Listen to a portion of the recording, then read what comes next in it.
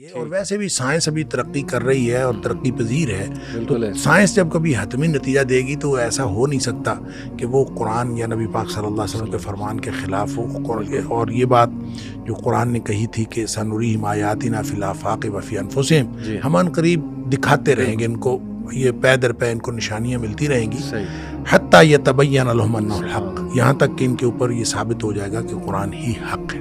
لہٰذا روح کے بارے میں ہمیں یہ کہنا کہ اس کے بارے میں گفتگو نہیں کرنی چاہیے, یہ میرا خیال ہے درست نہیں ہے. لیکن یہ بات ضرور کرنی چاہیے کہ روح ایک ایسی چیز ہے جس کی حقیقت کو لوگ سمجھ نہیں سکتے. مطلب جب آپ کے جسم میں جان نکل جاتی ہے, نفس عام طور پہ جان کو کہا جاتا ہے, تو جان نکل جاتی ہے, کیا نفس اور روح ایک چیز ہے؟ اس کے بارے میں بھی بحث ہے. لہٰذا آپ بحث جتنی مرضی کرتے جائیں, بات یہ ہے کہ ظاہری نظر آنے والے جسم کے علاوہ یہ کوئی ایک ایسی اینٹیٹی ہے انسان کے جسم کے اندر جو اللہ کریم نے اس کے اندر ڈالی ہے, اور جو قرآن نے کہا کہ وَنَفْسٍ وَمَا سَوَّاهَا فَأَلْهَمَهَا فُجُورَهَا وَتَقْوَاهَا, کہ ہم نے اس کو جب بنایا تو اس کے اندر دو قسم کے جو الہامات کر دیے, تقوی کا بھی, نیکی کا بھی, اور فجور کا بھی, برائی کا بھی. اس کے اندر یعنی دونوں الہامات موجود ہیں. اب وہ کس میں ہیں؟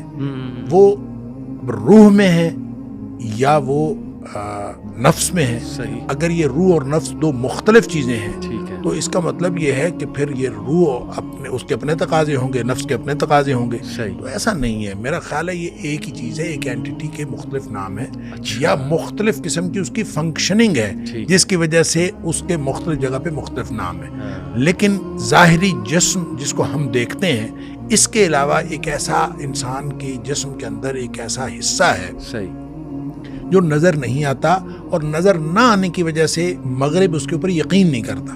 لہٰذا وہ جو سپرٹ جس کو ہم کہتے ہیں کہ ایک سپرٹ یا ایک سول ہے, اس کو وہ انکار کرتے ہیں. اس کے انکار کا نقصان یہ ہوا ہے کہ جسم کے تقاضے تو ملحوظ رکھے گئے ہیں, روح کے تقاضے ملحوظ نہیں رکھے گئے.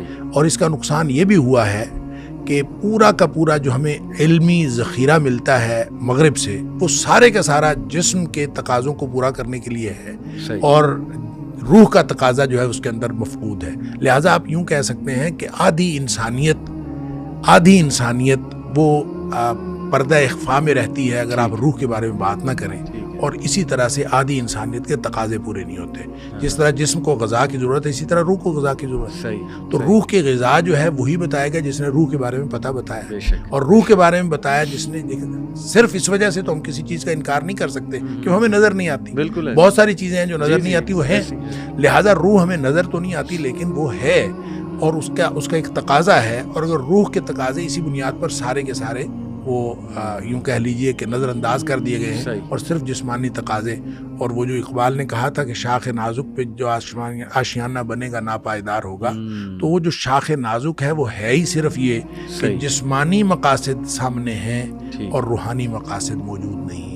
لہٰذا اس بحث سے اصل میں جو نتیجہ نکلتا ہے وہ یہ کہ جب ہم ہر نظر نہ آنے والی چیز کا انکار کرتے ہیں تو آدھی انسانیت کے تقاضے وہ پس پشت چلے جاتے ہیں اور پس پردہ چلے جاتے ہیں, اور آدھی انسانیت کو آپ جسمانی طور پر جتنا مرضی کرتے رہیں. لہٰذا میرا خیال یہ ہے کہ جو روح موجود ہے اس کا اقرار بھی کرنا چاہیے اور اس کے تقاضوں کا خیال بھی کرنا چاہیے. اور لوگوں کا یہ جو سوال ہے, یہ سوال درست نہیں ہے کہ اگر ہر نظر نہ آنے والی چیز کا انکار کر دیں گے تو پھر بہت ساری چیزیں ہیں جس سے ہم محروم رہ جائیں گے. بالکل صحیح شیخ.